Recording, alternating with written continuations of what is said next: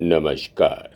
मैं संजीव कुमार आज आनंद कानन काशी, जिसके लेखक के चंद्रमौली जी हैं और अनुवादक डॉक्टर प्रिय कुमार चौबे और श्रीमती सुनीता कट्टी जी हैं, इसका 8वां भाग मैं आपके समक्ष संक्षेप में प्रस्तुत करने का प्रयास कर रहा हूँ।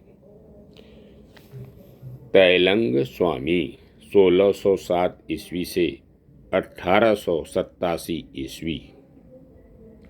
तैलंग स्वामी का जन्म तेलंगाना के हालिया में विजयनगर राज्य में हुआ था।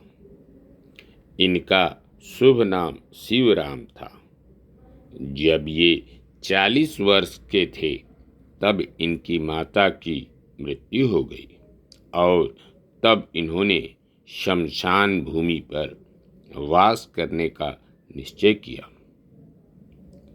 तैलंग स्वामी शमशान भूमि में ही योग साधना किया करते थे। यह साधना उन्होंने निरंतर 25 वर्षों तक की।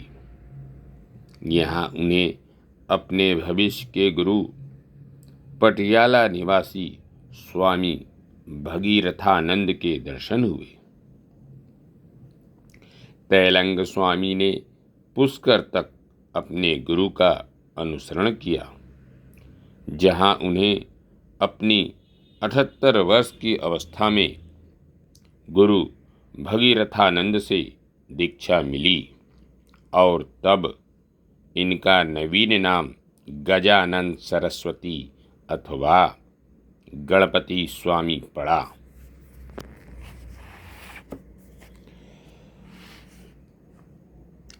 गुरु के निधन के पश्चात अपने दंड कमंडल को त्याग कर वे अवधूत बन गए।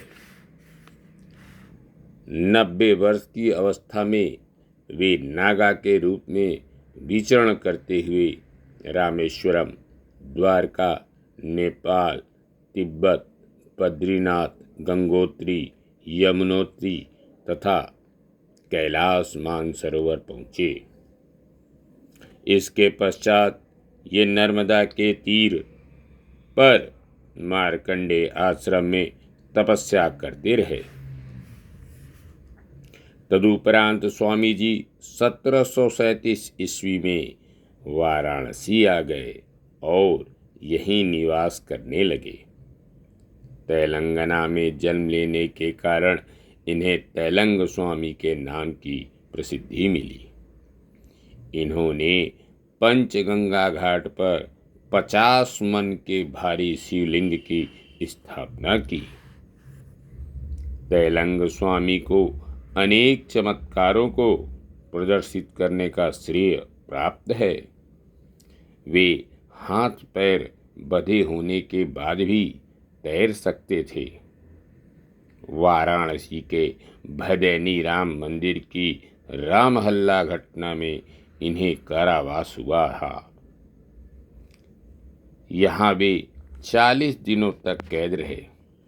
कारावास में इन्होंने भोजन का एक ग्रास भी ग्रहण नहीं किया। एक अन्य वृत्तांत के अनुसार नग्न घूमने वाले स्वामी जी को वस्त्र पहनने का आदेश दिया गया, परंतु उन्होंने आदेश को स्वीकार नहीं किया। इस पर उन्हें कारावास में रखा गया, परंतु अगले ही क्षण वे कारागार के बाहर कलेक्टर साहब के बगल में खड़े पाए गए।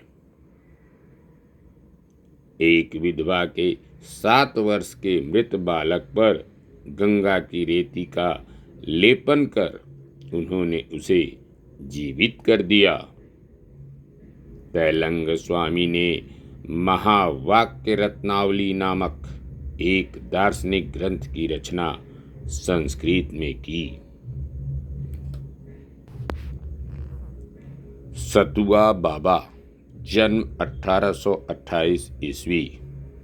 प्रारंभ में ये जेठा पटेल के नाम से जाने जाते थे। ये गुजरात प्रांत के पालिताना जिले के निवासी थे। कर जिलाधिकारी के रूप में जेठा पटेल ने अकाल के समय कर हटाए जाने का सुझाव राजा को दिया, परंतु राजा ने अस्वीकार कर दिया। इससे दुखी होकर पटेल प्रयाग चले गए। विष्णु स्वामी जी से वैष्णव संप्रदाय की दीक्षा ली और इनका नाम रणछोड़ दास रखा गया। बाद में वे वाराणसी चले आए। अनेक चमत्कारों ने इन्हें लोकप्रिय किया। इनका आश्रम मणिकर्णिका घाट पर स्थित है, जहां एक संस्कृत विद्यालय चलता है, जिसमें विद्यार्थियों के लिए निःशुल्क भोजन और आवास की व्यवस्था है। यह विद्यालय डॉक्टर संपूर्णानंद संस्कृत विश्वविद्यालय से संबद्ध है। रणछोड़ दास जी आश्रम के समस्त आगंतुकों को गुड़ और चना प्रसाद स्वरूप वितरण किया करते थे। कहा जाता है कि भगवान शिव इनके आश्रम में एक वृद्ध के रूप में आए और उन्होंने दांत न होने के कारण चने लेने से इनकार किया। इसी समय रणछोड़ दास ने चने को अपनी हथेली में दबाकर उसका सतुआ बना दिया। इसी के बाद से इनका नाम सतुआ बाबा पड़ा। वर्तमान में इस आश्रम के मुख्य अधिकारी महंत जमुना दास जी हैं, जो 6वें सतुआ बाबा हैं।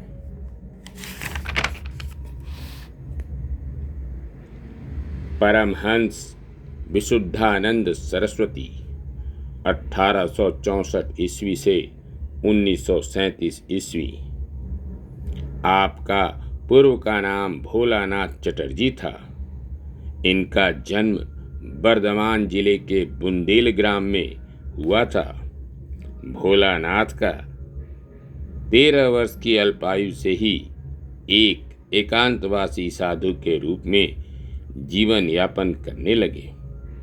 स्वामी नीमानंद की सहायता से ये योगी महातप के शिष्य हुए।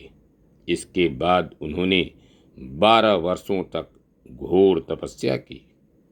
इसके पश्चात इनका नाम विशुद्धानंद पड़ा। विशुद्धानंद गंधा बाबा के नाम से सुविख्यात थे तथा ये नवमुंडी आसन के विशेषज्ञ माने जाते थे। विशुद्धानंद तिब्बत सूर्य सिद्धांत के विशेषज्ञ तथा प्रख्यात विद्वान थे। इनका मलदहिया स्थित आश्रम विशुद्धानंद कानन के रूप में सुविख्यात है।